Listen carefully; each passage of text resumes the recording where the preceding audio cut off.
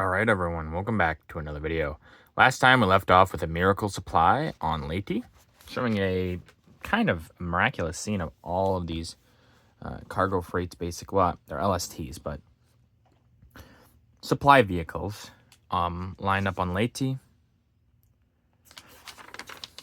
We're now on to the WAC arrives in Peleliu, December 1944, en route to Leyte. These members of the Women's Army Corps were the first to arrive on the Peleliu Island in the Pacific. They stopped there en route to duty at Leyte in the Philippines.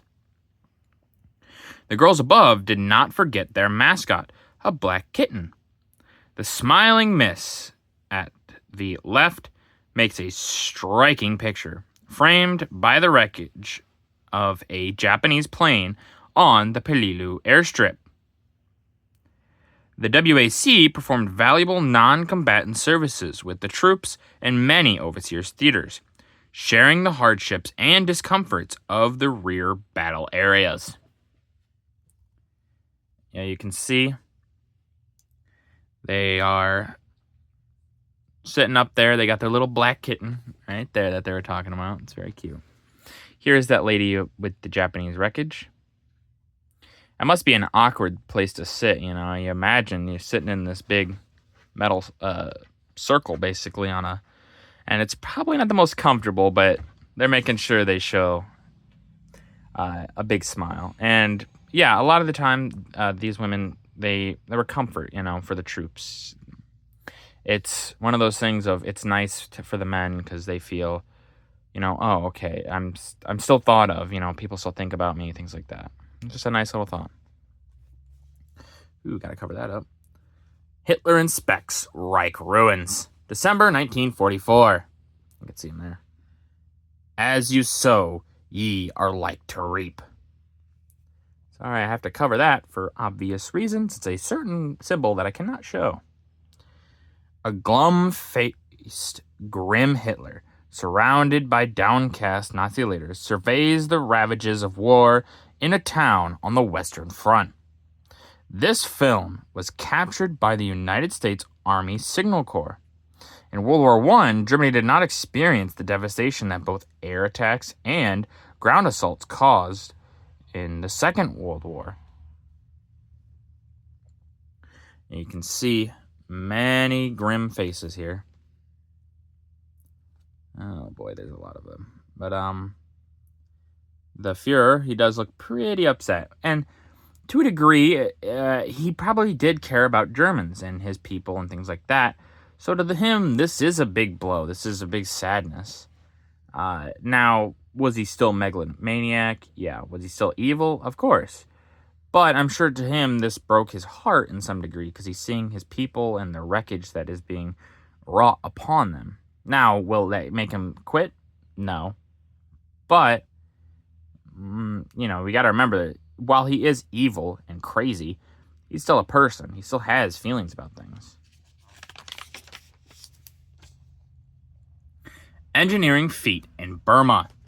December 1944. Spanning the Chindwin. The 1,096-foot floating Bailey Bridge, shown as it neared completion, was built across the Chindwin River after the capture of Kalewa on December 2nd. Believed to be the longest bridge of its kind in any theater of the war at this time, sections for its construction were brought from Calcutta over 300 miles of winding mountain road. 300 miles, my bad. 320 miles specifically. Bengal sappers and miners accomplished the job. Barrage balloons, the first to fly over Burma, protected the bridge.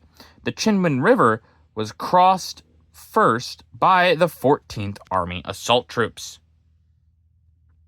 Yeah, this is a pretty neat feat, if it's as big as they say.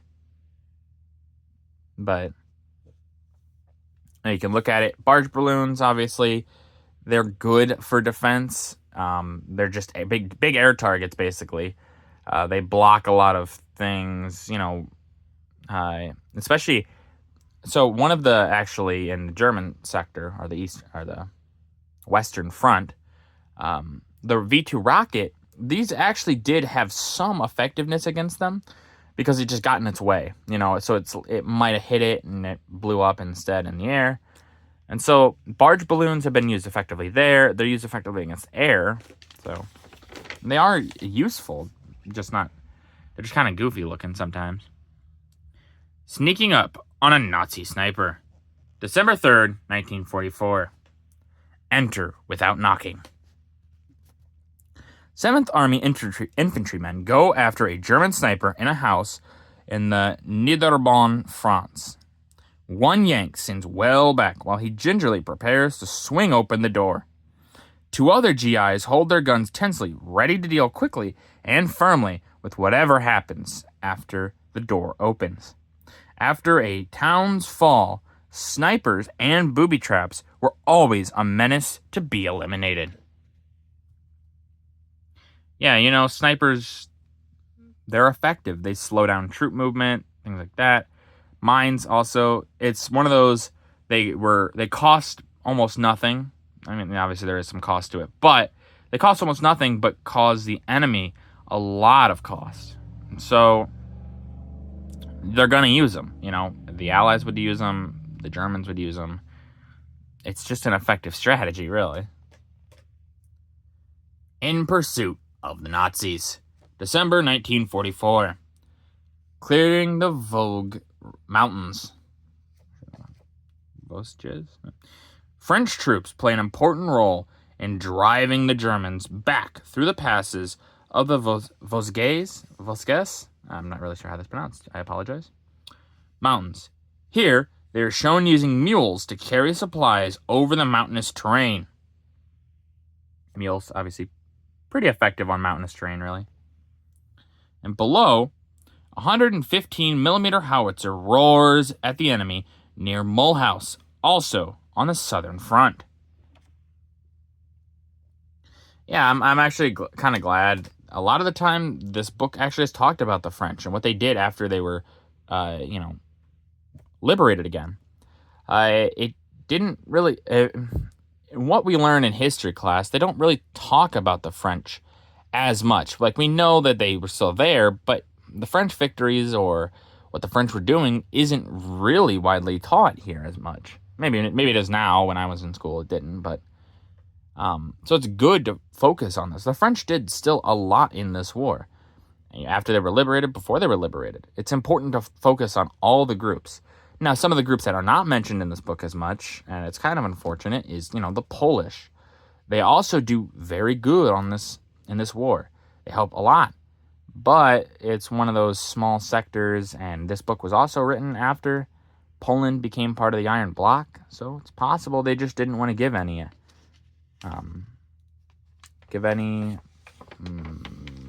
good word to them. Danger Street. December 7th, 1944. He'll take a chance. Ignoring the signs in the street at a Western Front town, a British tankman dashes toward a Nazi sniper nest. Another Tommy crouches on the sidewalk with a revolver ready. Let's go right here. In the picture below, British troops seek cover behind trees and a truck as they go after Nazi snipers in a bullet-riddled street of Belleric on the Western Front. Yeah, so danger. If you want to live, stop. Yeah. But sometimes you got to be daring. And you might lose your life, like this man might have, or might. But if you're not daring, you're not going to necessarily beat the enemy. You have to make daring adventures. If you play safe all the time, you're not going to really win all the time. Yes, sometimes the safe option is the best option, but you also need that little bit of adventure and danger. Italian obstacle course. December 1944. The engineers find a way. Italy's many rivers helped to slow Allied advances up the Italian boot. On the night of December 4th, British troops attacked across the river Lamone, southwest of Faenza, and secured a beachhead. Following this victories, sappers immediately started construction of the trestle bridge, shown here, to allow armor and artillery to cross in support of the infantry. Yeah, they've been talking about this the entire book, and this book and multiple others. One, engineers, they do great work in this war. We don't talk enough about them. They really helped. The engineering feats sometimes are crazy to me. Can imagine you put up these things in a few hours sometimes, and they move truck, trailer, tank, all that stuff across. But also Italy. Italy is a slow go. It's just hard terrain to move. It's really not the best to be fighting through, but the Allies are doing it, and they're taking time, yeah, but they're getting there, inch by inch, mile by mile. They will liberate the Italian boot. And with that, that's going to do it for this video. If you guys liked the video, leave a like.